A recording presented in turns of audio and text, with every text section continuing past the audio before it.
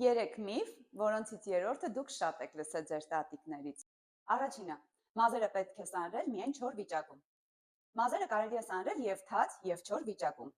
Կարևոր է ընտրել ճիշտ սանր, որպեսզի չվնասել մազերը եւ գլխամաշկը։ Ավելին, խճճված եւ գանգուր մազերը ցանկալի է սանրել թաց վիճակում, սպրեյ կոնդիցիոների կամ խնամքի միջոցների առկայությամբ։ Երկրորդը՝ մազերը հաճախ սանրելը օգնում է, որ մազերը արագ աճի։ Մազերի արագ աճի հետ կապված կան բազմաթիվ միֆեր, բայց իմացեք, որ մազերի աճը կախված է գենետիկայից։ Մազերի հաճախ սանրելը կարող է լավացնել գլխամաշկի արյան շրջանառությունը։ Եվ երրորդը՝ չի կարելի պոկել սպիտակ մազը, որովհետև եթե այն պոկում ենք, ավելի շատ սպիտակ մազեր են աճում։ Ոչ ընկերներ, չկա նման բան։ Սպիտակ մազերը պոկելը չի նպաստում ավելի շատ սպիտակ մազ աճին, այլ այն կարող է վնասել մազերի ֆոլիկուլը։ Իսկ եթե ուզում եք իմանալ, թե ինչ գործունեություն ունի մազերի ֆոլիկուլան մազերի համար, կոմենտներում դրեք սրտիկներ, հաջորդ հոլովակով կպատմեմ այդ մասին։